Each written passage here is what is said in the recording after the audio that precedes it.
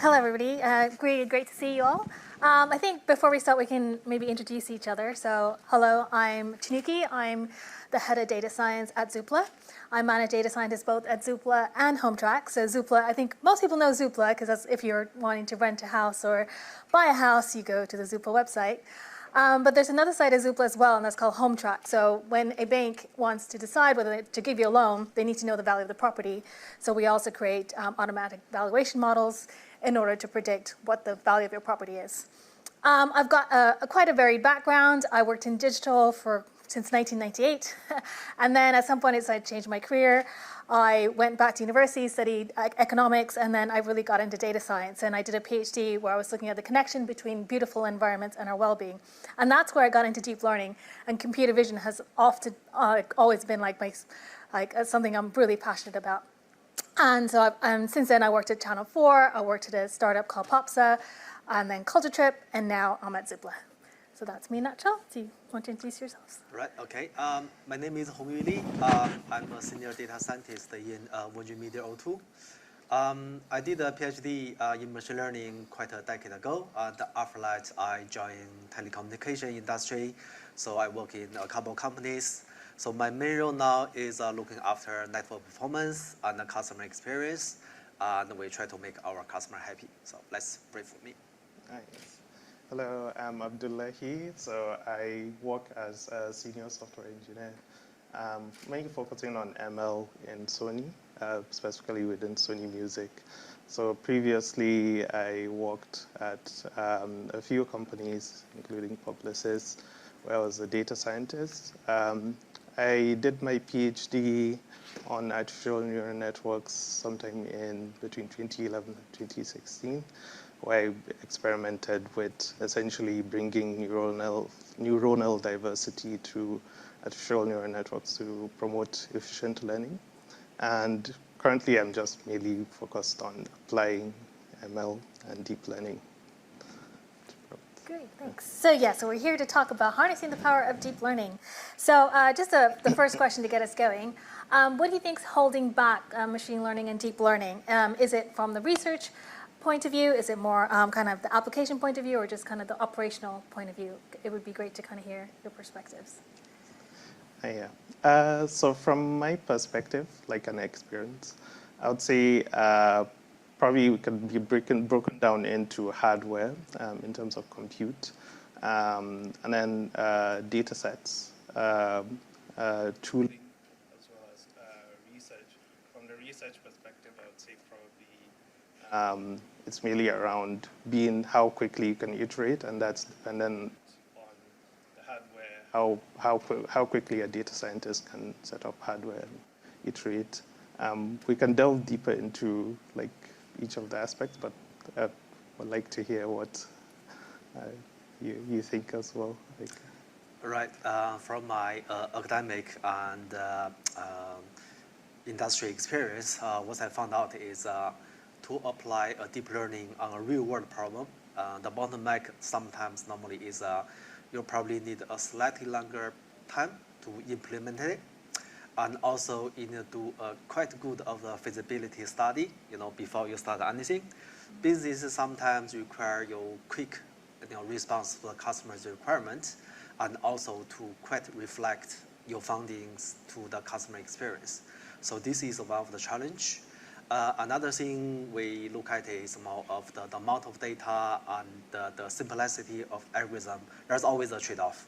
You cannot got everything. In ideal world, you throw a large amount of data in a brilliant algorithm, you got brilliant results, but in reality, you're going to clean the data, you're going to do a lot of algorithm analysis and also the result analysis. So this is something we found out in our daily life. Yeah, that makes sense.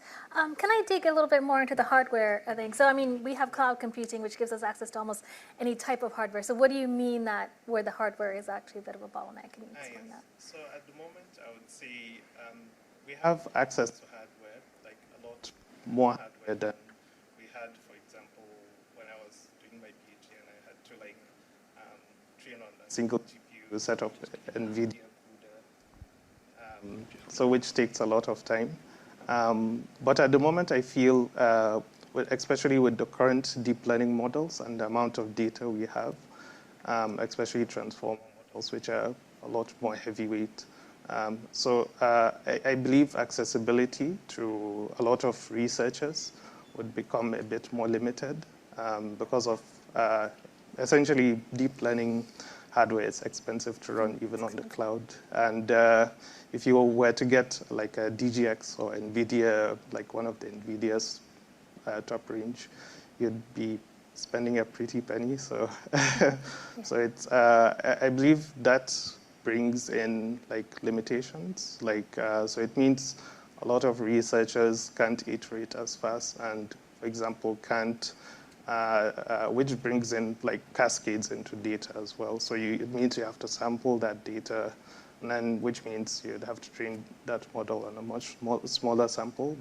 And then you'd have to deal with things like out of distribution problems, like where, for example, your deep learning model is not really familiar with something that's not seen before. So those are sort of the problems that we see. Yeah, no, that makes sense. I mean, when you're training deep learning models, it is the computational resources are definitely a lot more expensive. So it's almost like having to make a business case in order to kind of convince that it's actually worth spending the money. Do you think you were talking about feasibility studies, and would a feasibility study then help? Because if you can prove that there's an inkling that this can create value for the business, would that then help kind of justify some more investment in the initial upfront costs in setting up access to? Yeah, exactly. So, so from industry point of view, to start a project, it's more of you need to do a business case or say a feasibility study to estimate of how long you're going to get a result and what kind of cost, what kind of benefit. Sometimes it's really hard to say, but you have to make such justification. And also you need to do analysis in terms of how much computational power you need it, and how much data you may need it, and what's the kind of output, how accurate your model will be. So such kind of thing is sometimes kind of say occupy a quite amount of time, before you really start something. Yeah, no, I definitely agree. So at Zoopla, one of the projects that we're working on, so like I said, we do automatic valuation models to find out how valuable a property is. So you can see that, if you use metadata, you might sometimes get it wrong because the property might not be in a good condition. So looking at the images of the property would actually help. So, but before we can justify using the resources and especially getting data labeled, we're currently running a POC just to kind of justify what the potential is. Because with a small POC, I can kind of understand that the images and also the text description, we can use that as well, might have some potential. And using just a small case study, it's helping me kind of speak to the business, go, look, this is really valuable. Also speaking to clients, like, is this an interesting technique? That's helping me create the case to make, for the investment that we need, for the resources that we need. So I definitely think feasibility is definitely a way to go. Yeah, just a little bit more, like something like you write a research proposal before you start a research project. Yeah. Similar like that. Yeah, no, I definitely agree with that. And so what are for different types of industries, to fully implement and to see returns in machine learning and deep learning applications, like what do you think are the steps that you need to follow? So I would say before going into probably a deep learning project, it's worth, I would say it would probably be worth going for the lowest hanging fruit. Probably, so looking at things like, is the data available? So can you run SQL query, for example, or any sort of query to get the data? So do you need to do, in other words, do you need to do data engineering, for example, steps to make the data a lot more available? And then other things like what sort of tasks are you looking? Do you think? Do you want to train the deep learning model to do? So some tasks are a lot more complicated, and also looking at, like you mentioned, the survey papers and seeing for that specific task is what sort of performance do the existing techniques get. So that allows you to know if it's really acceptable, if it's mature, or if it's at an experimental stage, and you might need to, you might not want to go to the deep learning route. You might want to go for something a bit more traditional, like SVMs or boosted decision trees, or so. And then I think those essentially, and then also essentially, like you talked about, do you have budget as well? Like how much budget do you have? Because you'd have to iterate over, so it depends how quickly you can iterate, and that means you need to spend a lot more money to, because the high-end GPUs, which allows you to iterate faster, are a lot more expensive. Yeah, I cannot agree more. You know, the importance of the data is critical to a project can be successful or not.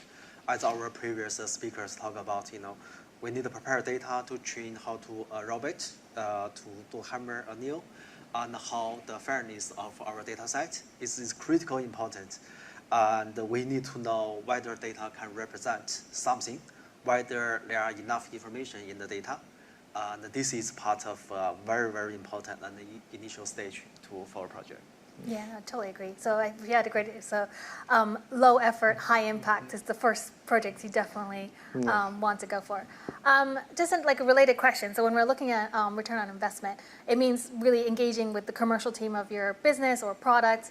And sometimes people don't really understand what's possible with machine learning or deep learning.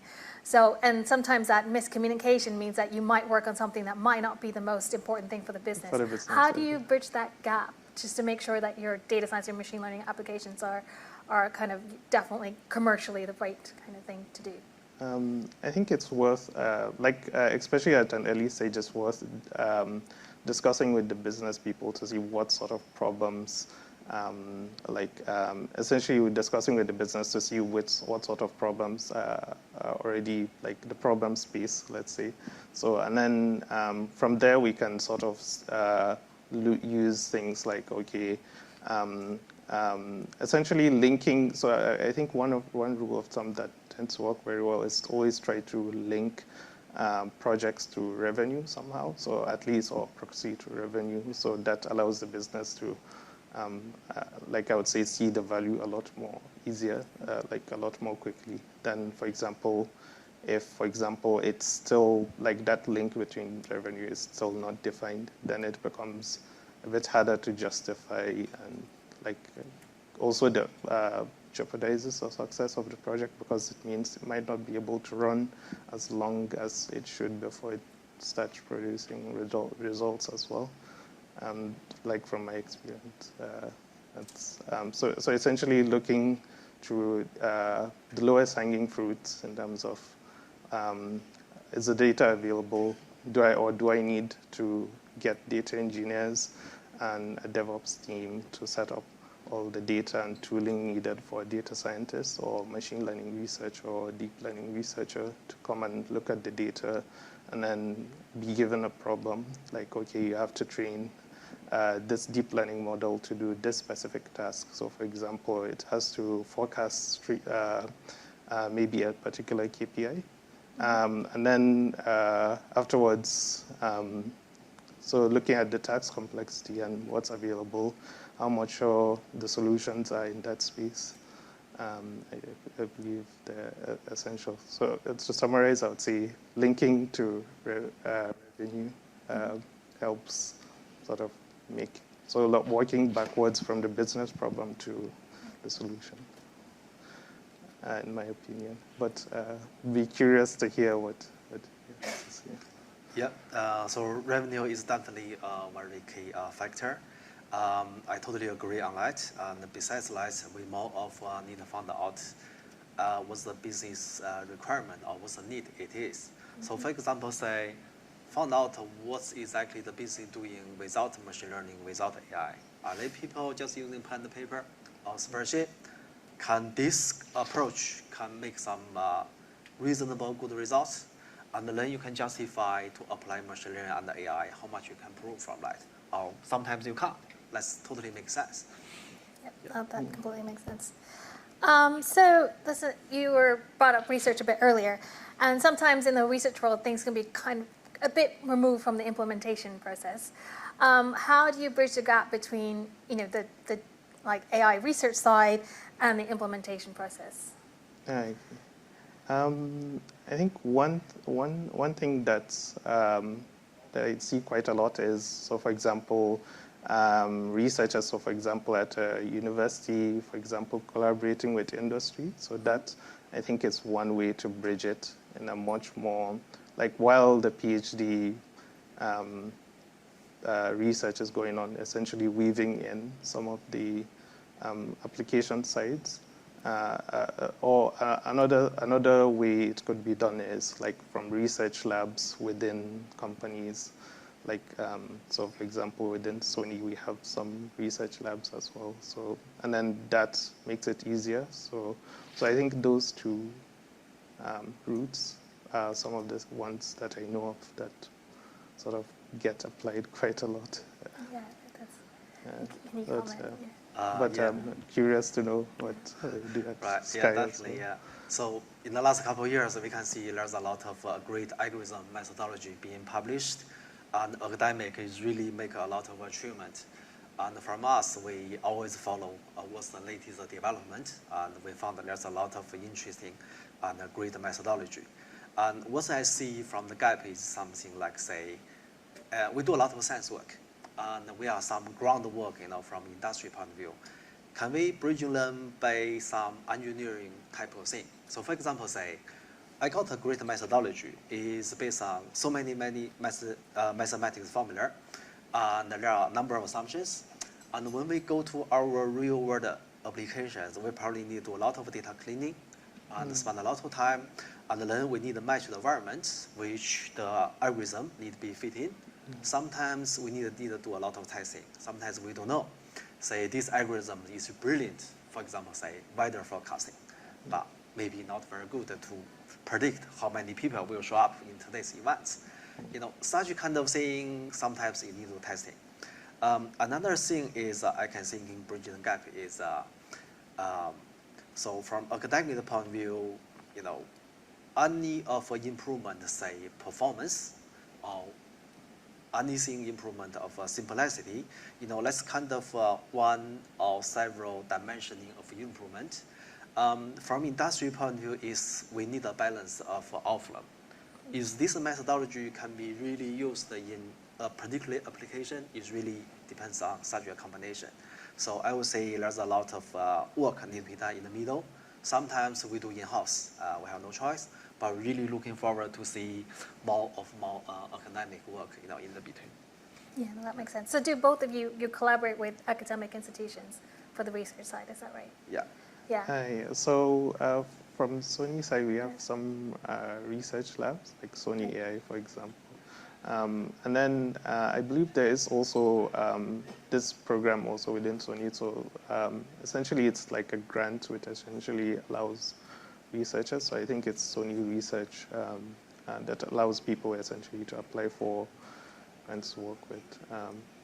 Yeah, no, that makes sense. I mean, that's something we're exploring as well. Yeah. Because the thing is, you kind of need to tap into the research because that's where the innovation sits.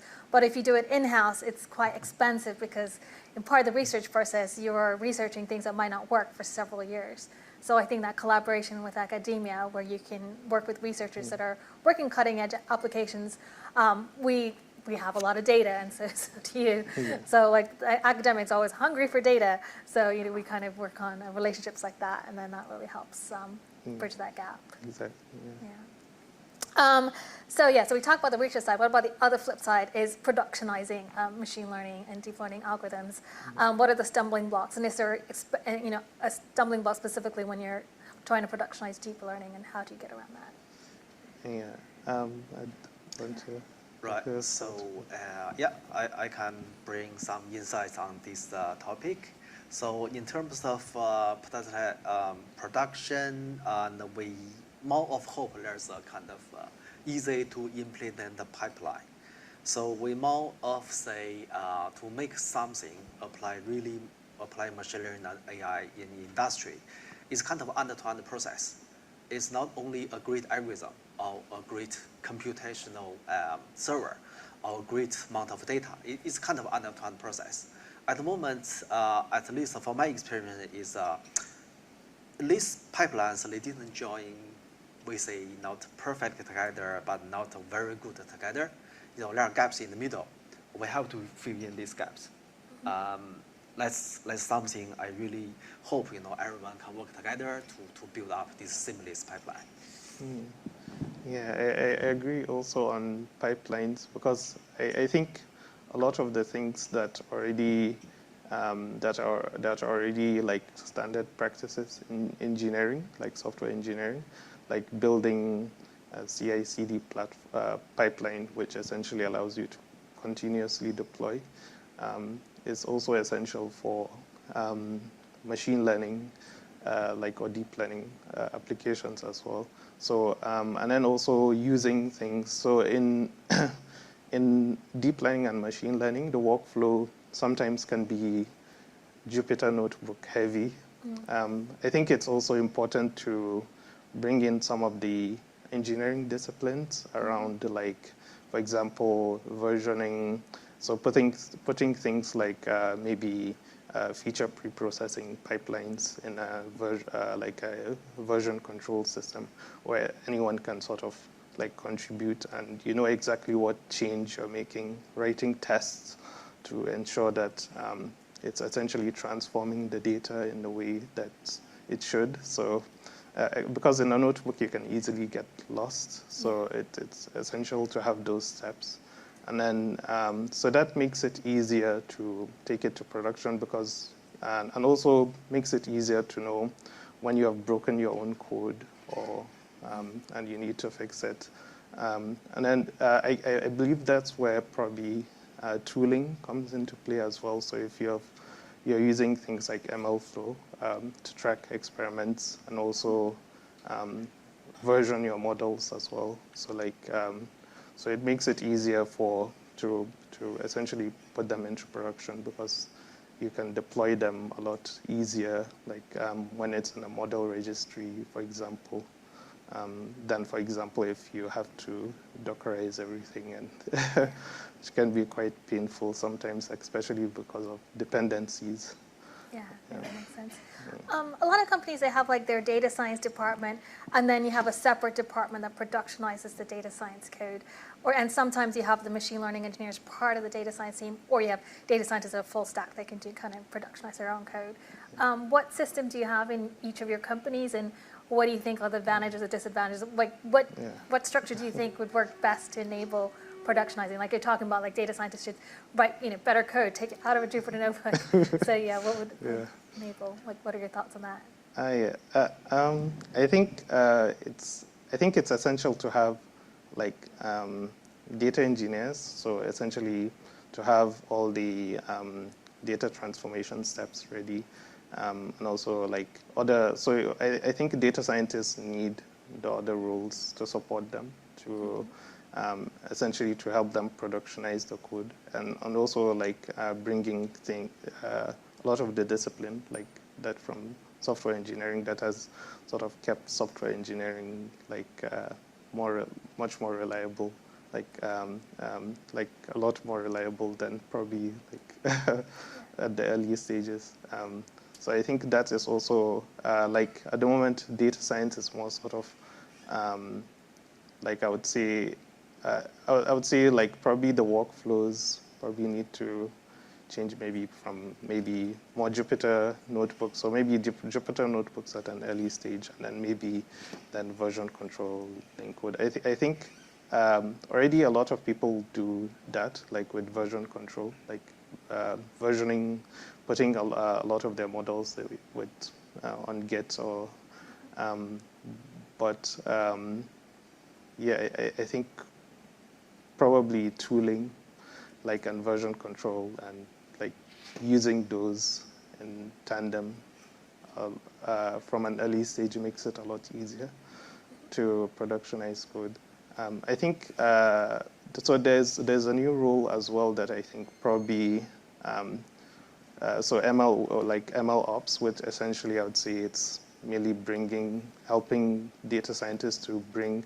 I would say it's probably something that a lot of companies should invest in as well. So someone who is like an ML ops person, so the data scientist can focus on just iterating over his experiments, fine-tuning his models, and then someone like an ML ops person can handle just model deployment, or like a machine learning engineer, for example, can handle model deployment, and so it makes it, and just also maintaining, so sometimes in companies you'd find, like you said, a full stack data machine learning engineer, or like doing pretty much going back and forth between, but I think it reduces how fast you can iterate over the model.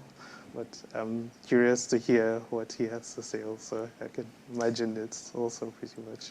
Yeah, I definitely can share some good experience. So I'm more of encouraging data scientists working together with a domain expert.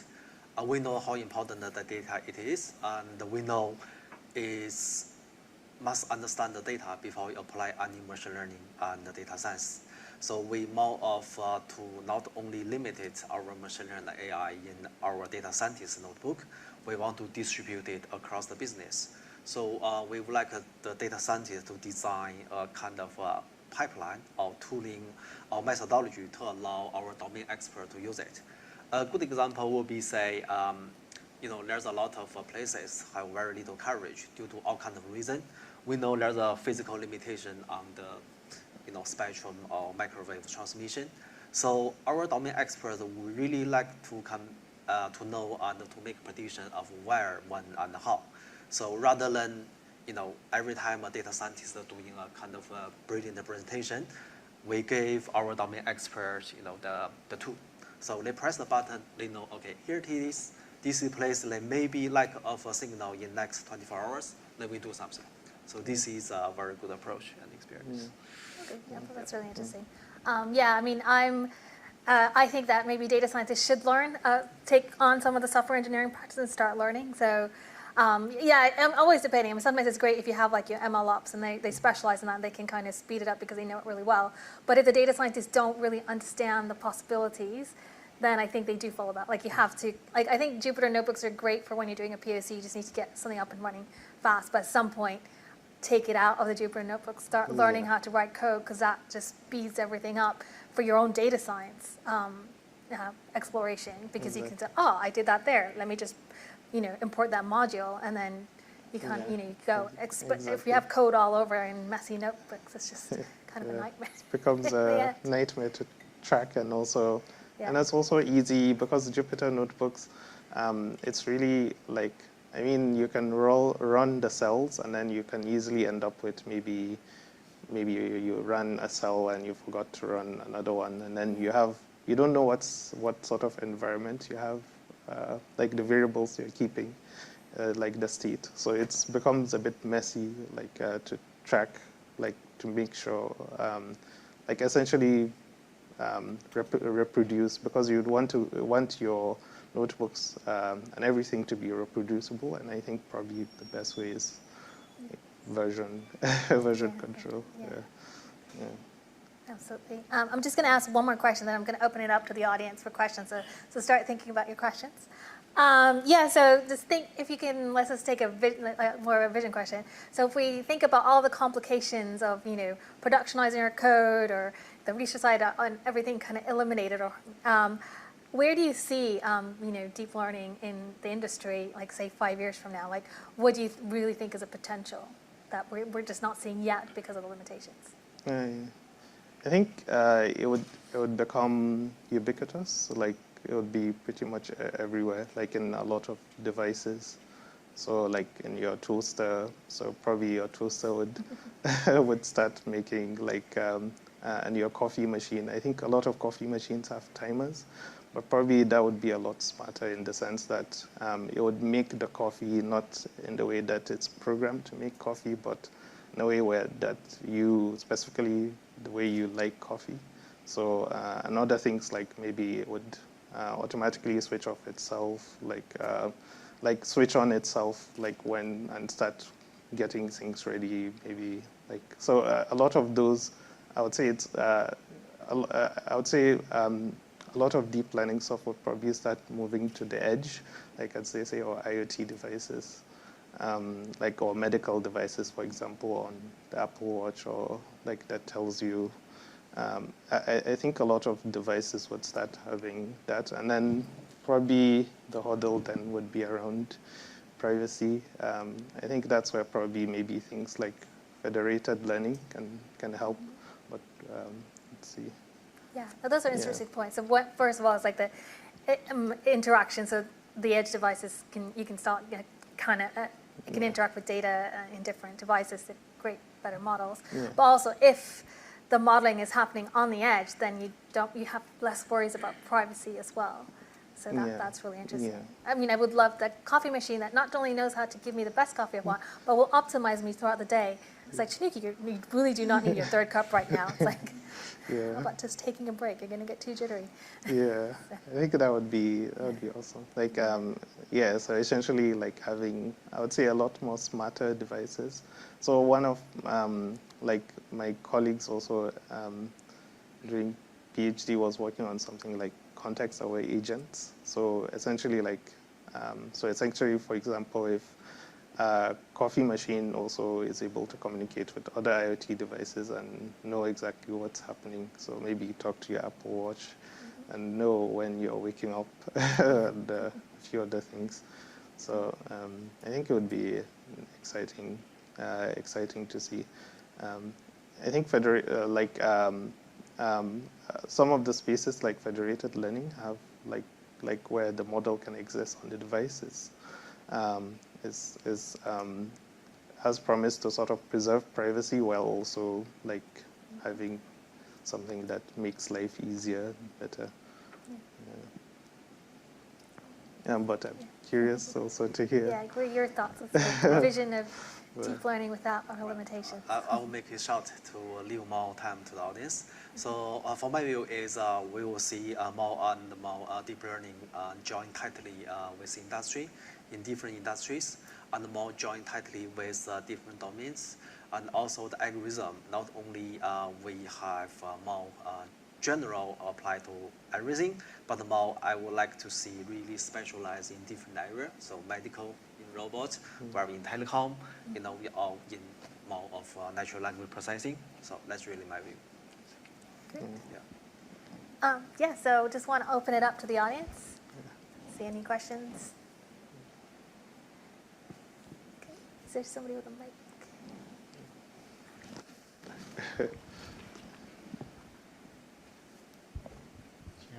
Thank you. I wanted to come back on what you said about the feasibility and like have a little project to, get the stakeholders to invest. What do you think about the mismatch that you have sometimes between the theory of a task, like how easy a task should be, and the real life task, and maybe the mismatch between the feasibility and the final product? In my experience, very often you almost have to solve the problem completely to show that it's doable, because there is that gap where you try on a very small data set or POC or something, and then you have some results, but then it doesn't show something at a much bigger scale or more complicated task. So how would you go about that? Yeah, I've got some ideas, but before if you have something to say. Yeah, I think that's a very good one. So I'm guessing this is the stage where, so I'm guessing this is the stage where you have done your POC and then it looks promising, but you're trying to find whether or not you should continue that project. Well, let's say you have, some business metrics and you do a POC, you don't reach that. How can you show that it's actually feasible to reach that level of business metrics? It almost feels like you have to solve completely the problem to show, yes, it's actually indeed possible because I've done it. Yeah. But before doing it, how do you show that this gap is able to be crossed? Yeah, I would say probably probably during the POC, I would say you have already done a lot of reviewed the literature and seen what's possible, and so at this stage probably because I would say a lot of ML and deep learning is very empirical. So, like as we said, you'd have to do it to know. It's like sometimes you can't really know like exactly. Like you'd have to try it out and then see what happens. So I would say probably from the POC, maybe you might have some idea of maybe, for example, you could set already some metrics, for example, that the POC needs to meet, I guess, like, and then those metrics can be tied to business metrics. So, for example, if it's a noise classifier or maybe something like maybe an error for forecasting or something like that, then it can be tied back to a business metric. For example, like what that metric means in terms of business. I guess I'm not sure if that answers your question. Yeah, it was more like an open Okay. how you tackle that. Yeah. I would say that one is a bit tricky because, yeah, like you said, you'd have to, a lot of deep learning and ML stuff. Some of it is very mature, so you know that it's already been applied. So, for example, face recognition and a few other things are a lot more mature. But some other things, like it's a lot more experimental, so like it's still at very early stage, so you'd have to just sort of try and then empirically try, I guess. So, but then justifying it is, I guess, then it becomes a of whether or not, like how much value like that adds to the business or something like that. But yeah, that's the. Yeah, I mean, I think the thing is that no data science algorithm is ever going to be perfect. Yeah. And I think that's an important thing to communicate with kind of, I don't know, whoever, the product person you're collaborating with or the business side you're collaborating with, because they will expect it to be perfect or answer all the questions right away. And that's impossible, and that's why you need to iterate. It's kind of like that philosophy of saying, okay, we can make incremental improvements, but we can't move to perfection without iteration and without like customer feedback or some kind of user feedback.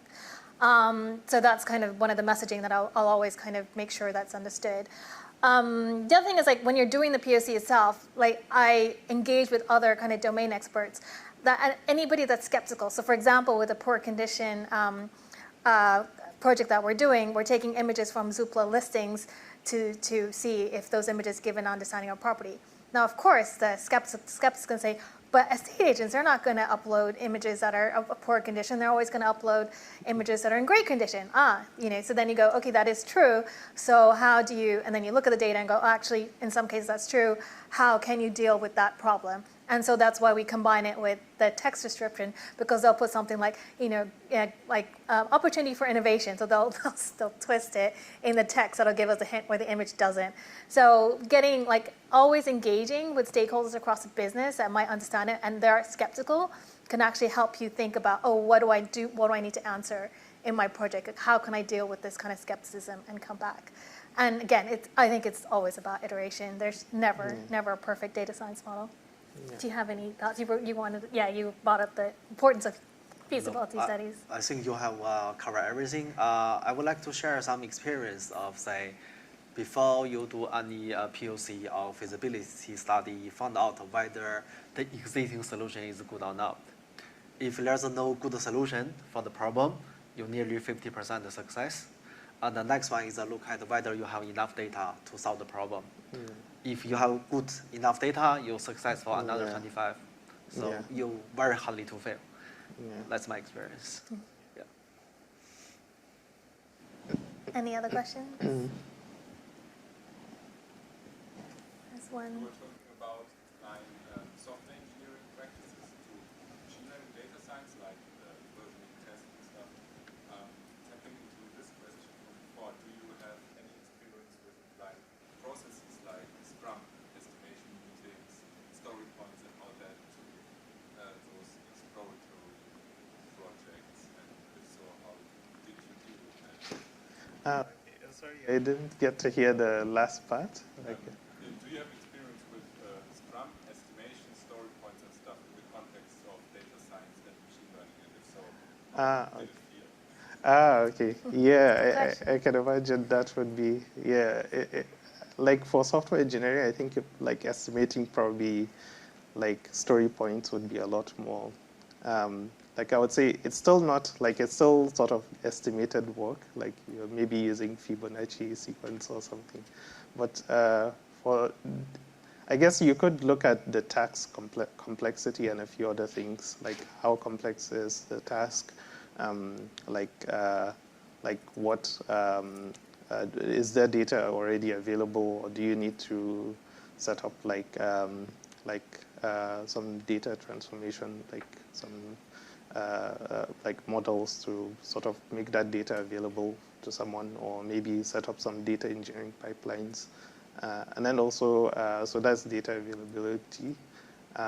So there are a lot of things to consider, and probably it would probably take a lot more time than the usual like sprint planning, I guess, for for than software engineering, like sprint planning.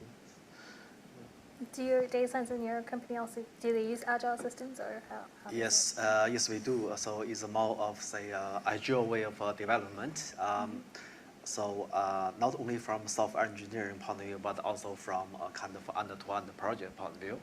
So normally, if there's a problem coming up, I will ask a question: is can we make it linear? Very simple one, and even you didn't got a great result, but you got something first, and then you keep optimizing, keep pushing. Rather than you give your pressure of you spend 3 months, you apply a very complex deep learning algorithm, and you didn't got any output. Yeah. So that's of my personal approach. Yeah, I agree also. I think it's best to start with simpler models and then work your way up. So. Yeah, I think the fundamental difference between kind of software engineering and data science development is that you have to be adaptive. I'm not saying software engineering doesn't have to be, but data science you probably have to be adaptive faster because within a week something cannot work. So if you're doing a 2-week sprint, it's probably just a waste of time estimating what you're going to do, which is what I find, because you're most likely you've just seen something in your data, something in your modeling that's telling you to switch your strategy. And if you don't switch and you waste another week, you're on the wrong path. So with my data sciences, I tend to use like a Kanban approach. So you'll kind of just pull something on a priority and we kind of have weekly catch-up meetings. So it helps us to kind of switch tact faster as soon as we realize something's going on the wrong direction, rather than spending a bunch of time estimating. It's just I always find by the end of that 2 weeks you found out that you didn't do any of those tasks anyway. So it's kind of replanning again. So that's never really worked in practice. Yeah. Any other final questions? Oh, this one here.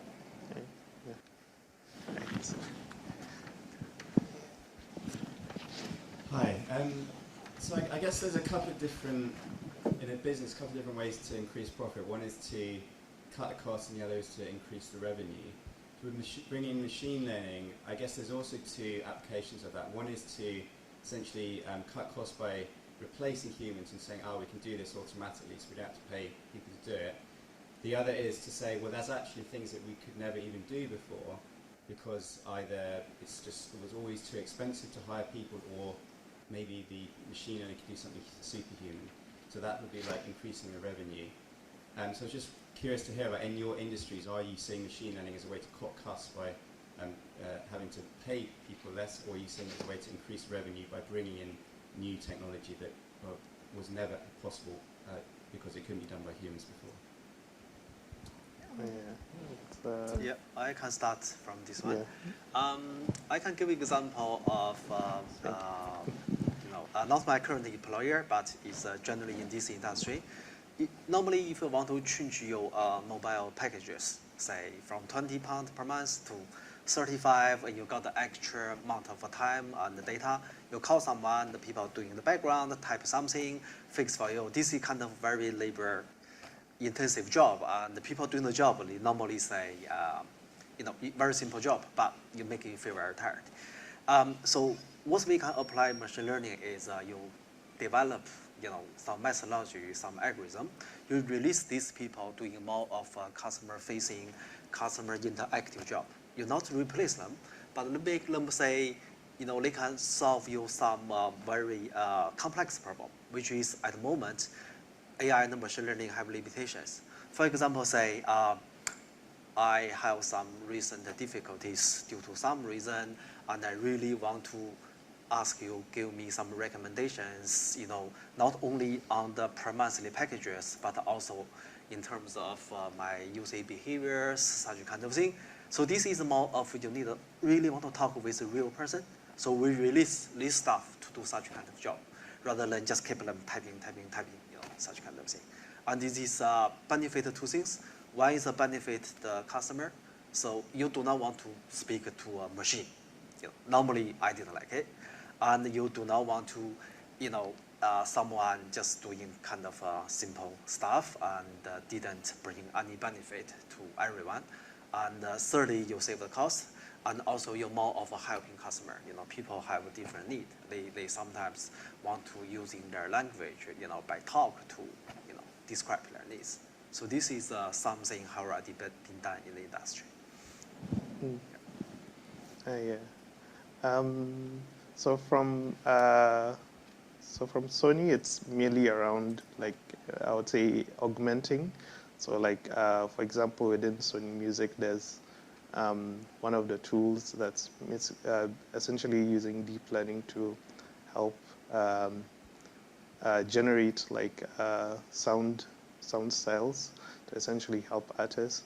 So essentially, it's merely, I would say, augmenting. The idea is basically to augment an already, like someone who already does the job, to enable him to do a lot more, and which enables him to be a lot more efficient. So I believe also, like, especially because a lot of AI models are more of task-based, like they're trained to do one specific task and then do it really well. So I think a lot of probably the applications would probably be around that. But of course, this is just my opinion. Yeah, it's a good question. I think it's sometimes hard to find out where like a deep learning model can help with the tasks that a human can do really well. I mean, one of the things, of course, deep learning models can do, they can process large amounts of information much faster than a human can. But then humans do a lot of tasks much better than our current technology can do. So it's just really understanding nuance. Just at Zoopla, again, on the home track side, the property valuation side, of course, it's not a replacement for surveyors, but it is an enhancement. Because at the moment, the surveyor industry, the people that are actually becoming surveyors, there's just not enough people actually qualifying, because it tends to be, and you got a kind of an older population of surveyors and a lot of young people, they're kind of not interested. So you don't have enough surveyors to go around, so you do actually need the data science models to help do the valuations so that not every single property has to get valued by a person. And then you have to figure out, when do you need the human to go? Because there's only certain limitations when a machine learning model can pick up. Like even if you're throwing, all the data you have in the images, for example, cladding is something a human actually has to go there and double check that there isn't cladding that's going to be a problem. Of course, the Grenfell Tower thing that brought up that problem. But then the data itself can say, hey, wait a minute, let's flag this property is at risk of this. In that case, we think a human should definitely go and check this. So it's kind of the data science models are helping to target the people to the right types of problems they should be focused on. I mean, that's what's happening with medical AI as well. So I think that trying to figure out solutions where the machines focus on what they do well and the humans focus on what they do well can lead to really interesting applications that are successful. Any other last questions? Like it's 10 minutes before lunch. So I think, we can wrap up in that case and then let everybody get, one more question. Okay.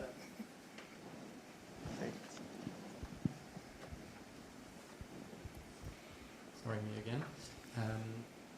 We talked about AI enhancing business cost or revenue, but I think there also are cases where the tasks are imposed, like your business has to do this. It's very much the case in the legal or financial industry, and then AI becomes one potential tool. So have you had cases like this, and is it different from other use cases maybe? So what's the specific question? Is there? like What- when the task yeah. is imposed, Yeah. you have to do it. It's not a POC that you may drop and you say I might not do that work Okay. stream. It's like I have to do that, but is AI a good way to do it? Have you had that experience before?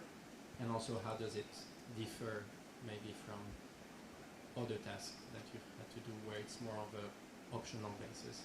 So you're saying a business person or somebody's told you have to solve this task with AI, and how you kind of, yeah, okay. Yeah. Yeah, that's. I think probably like from. I would probably like in that case I would probably start with like doing just a POC and then like essentially just making small steps, do a POC and then show the business and see if they think it's worth continuing to iterate on that and then afterwards and then also like working your way up with models as well, so like using linear regression or something like and then going up to like essentially seeing what sort of bias the problem has and then matching that bias with the appropriate algorithm that would solve that, like has the bias needed to solve that problem. So because some problems are like no two problems are the same, so you need to do some exploration. And then yeah, I guess then constantly communicating like the results as well. Since if it's like something that needs to be done, I think probably then it's just a matter of just iterating and then sharing results. And Yeah, I think this sometimes happens when you have investors heavily involved in the future of the company. I've seen it before where the board will say, hey, let's really use AI, it's so cool. Can you please do this? And then you can't say no because they're the investors. So you have to be very tactful. So one of the things you can do is you can show, whatever, in the part of the presentation where we're showing like, your applied data sciences technique going, but this technique can also really help this here. I don't know, it's really, I think challenging sometimes being a data science leader because people are not always, they don't always know what you can do with data science, and then AI has become a buzzword that people will throw that into tasks where it's completely not relevant. But you can't say no right away, Yeah. so you have to kind of go a little bit sideways, really carefully go, I have heard you, we did try this, it might help, but it's not looking as promising, but look at this application. We think right here is where, it really does help, and we'd prefer to focus on that. So it is a bit, kind of has to sometimes be a bit of a negotiation. yeah. Yeah, is there anything you wanted to add to that? Nope, I think you covered very well. All right. Question down there. Hello. Yeah. So I've got two questions actually. The first is when you're hiring someone, how important is domain expertise in general? And the second question is, as a manager, is it better to reward effort or outcome? Interesting questions. Let you start. Should I start? Okay, so when you're hiring people, what are you looking for? There's some things you can teach, and there's some things you can't teach. So what I'm really looking for is that, like for data science, like somebody can live and breathe data science. Like they actually understand the concepts of data science. Because if they don't know the techniques 100%, that's something you could teach on the job. And I'm less worried about that.